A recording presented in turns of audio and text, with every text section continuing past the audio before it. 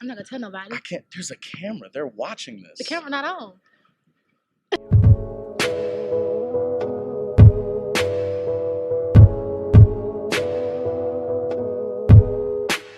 Hey, what's up, y'all? It's your girl Amber, and today we have a special guest, Mr. Ashton Riker. Hi, everybody. Hi, how are you doing today? Doing wonderful. How about yourself? I'm doing fine. Thanks for Good. asking. So, Ashton, you are from Memphis, right? I am born and raised. Absolutely. Grew up listening to a lot of Al Green. Al Green's greatest hits was always in the CD player. It was constantly playing in the house, and so yeah, that had a big part to do with it. Okay, that's cool. Al Green. A lot of people. He's historical, but a lot of people I feel like don't really appreciate him. Not from our generation because he's from our generation definitely, but you'd be really surprised how much of an impact Memphis music has around the world and all around the country. True. Yeah. It's very true. And so your voice, when I went to listen to your music, it's so powerful to me, like the tone of it and the way that it flows. Did you take any singing classes or did you just? It was just natural. I didn't really take any singing lessons or anything until I got to college. Okay. So that was a big step because I'd been singing, all the soul music and all that stuff. And I get to college and they throw jazz and classical at me and stuff like that. Right. Okay. I actually work for a jazz station. Now that you said that, so that's pretty interesting. That's kind of what you remind me of, an old school jazz player. Okay. So I can dig that. I can dig that. You were practicing in the shower. Yeah.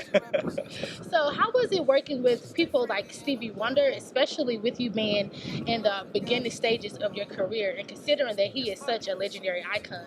Well, I was nervous. I was very nervous. I got the call about 2 days before the gig, and everybody else was in their 30s, 40s. It's been around the block a few times. Here I am, fresh, 14. Right. And I walked in, went into rehearsal. We're sitting in the green room, and then in comes Stevie, and he's just the nicest guy ever. I was so nervous when he walked in, and within 5 seconds, I was like, oh no, this guy's awesome. I can would have been freaking out.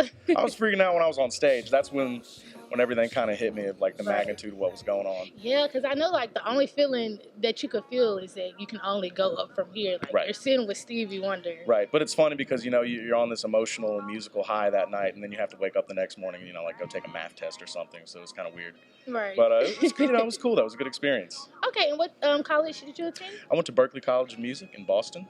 Okay. Mm-hmm. So after that, you decided to come back home and continue your music in Memphis. Yeah. Trying to live the dream, trying to make it. I didn't want to go and do, some talent show or, something like that, like America's Got Talent or American Idol. I want to do it the right way. I want to build a fan base, pay my dues so I can have some longevity in the business. That's true. Okay. So from the time that you moved back down home, you've been working with Royal Studios.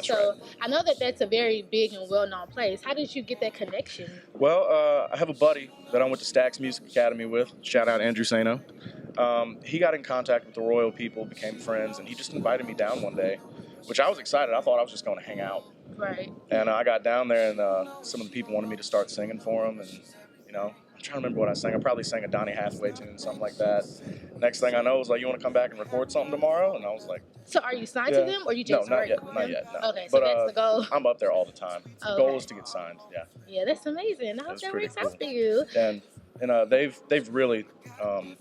kind of taken me under their wing in the last year and a half or so.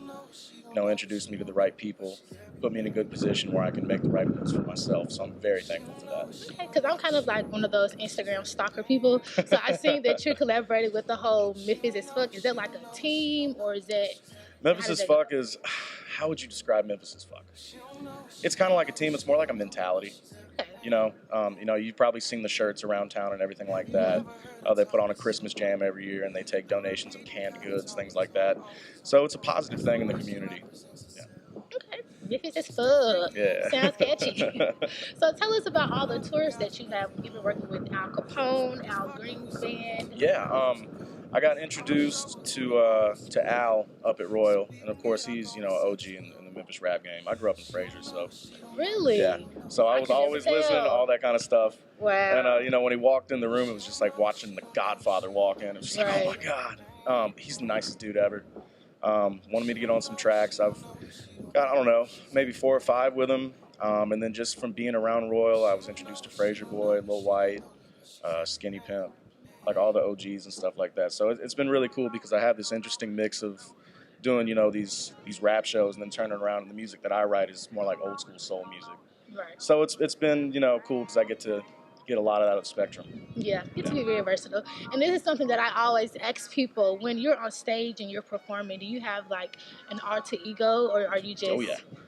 What would you describe it as? Well, I have really bad stage fright. Really? And I mean, I've performed all over the place, and I just can't get rid of it. So, but you know, even people like Beyonce who say they still get nervous oh, when yeah. they perform. Well, here's what happens. It's like right before I go on stage, my palms are sweating, and I'm like, okay, we can do this. But I promise the second I walk on the stage, this other thing takes over. And everything is out the window. Yeah, and everything's out the window. And then, you know, like, it'll be after show, like, one of my buddies will be like, oh, man, when you hit that note on Try a Little Tenderness and you dropped your jacket, I was like, I did that? It's just... It's because you're else. zoned in now. You're in your comfort zone. You found that spot to look at. So it's like, right. You're good. I would love to come see one of your shows. Yeah, I'm telling y'all, if y'all have not heard his voice, the boy is bad. He can blow. He can blow. So how long would you say you've been working with the Memphis underground rappers? Because we do have a lot of different genres as well. Right. It's probably been for about the past year and a half, going on 2 years. I met Tori Hudat. Shout out, Tori. I know her. She's pretty. Yeah, Tori's awesome. Hey, Tori. And she wanted to do a cover of A Change Is Gonna Come. So that was kind of my first step into it, and then she introduced me to some more people, and they introduced me to more people, and just kind of, you know how networking is. That's how it goes. So 2016 has clearly been a good year for you. So what should your fans be on the lookout for 2017? 2017, I'm hoping to put my record out. What's the name? I'm not going to tell nobody. I can't. There's a camera. They're watching this. The camera not on. We've had a couple ideas. I actually finished up an acoustic project with my buddy Andrew Sano, and we're considering putting that out. It's just, you know, straight up guitar and a voice, nothing to hide behind. No crazy production, just organic music. We had a couple ideas for that. We were going to call it Back Home. We were going to call it Trig and Lauderdale, because that's where Royal Studios is. So we're still kind of brainstorming. Okay, so Andrew, is he a guitarist? He's a guitar player. Okay, so he's just one of my best friends in the whole world. Okay. Consider him a brother, really. I've heard some of his songs.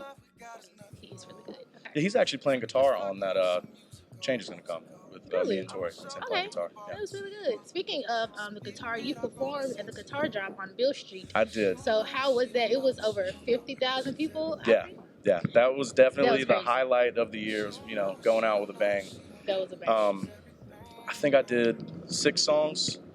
Then, you know, we were the last act to go on right before midnight. And, you know, it's funny because they built a big stage outside the Hard Rock on Beale Street, and kind of where they have the musicians and the artists. You can't see all the way down Beale Street to see how many people there are. Mm-hmm. So when I walked on the stage, it's just people as far as you can see. I was like, oh my God, this is real. Did you almost tear up?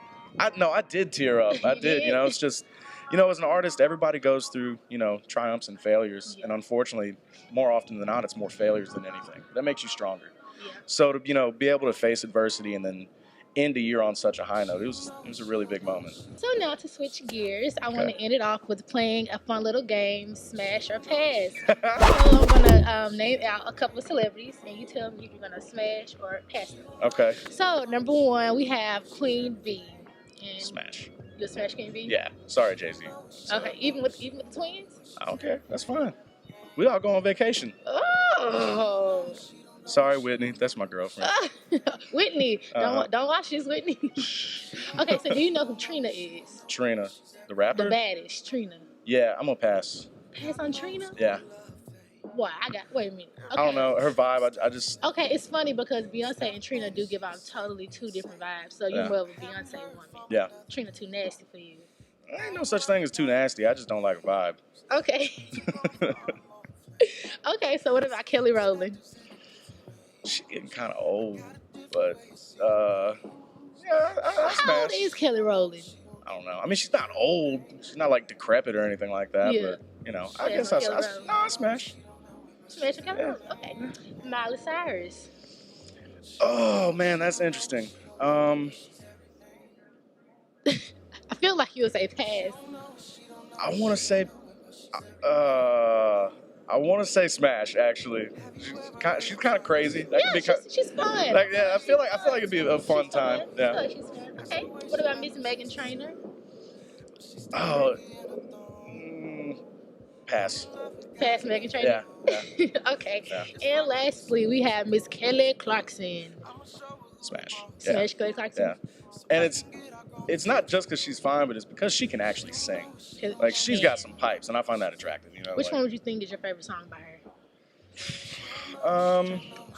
Since You've Been Gone is really good. I actually like it was one of those really old poppy ones from like the pop explosion in the 2000s. It was Miss Independent, I think is what it was. I kind of dig that one. Yeah. I'll have to look that one up. Okay, well, that was all today on Social Status and Media. Thank you so much, Mr. Ashton, for coming out. Thank you for having me. Tell the people the pages to follow you on, your social media accounts? Instagram and Twitter. That's going to be at Ashton_Riker. And you can get me on Facebook at Ashton J. Klein Riker. And yeah, that's where I'm at. She don't know, she's everything.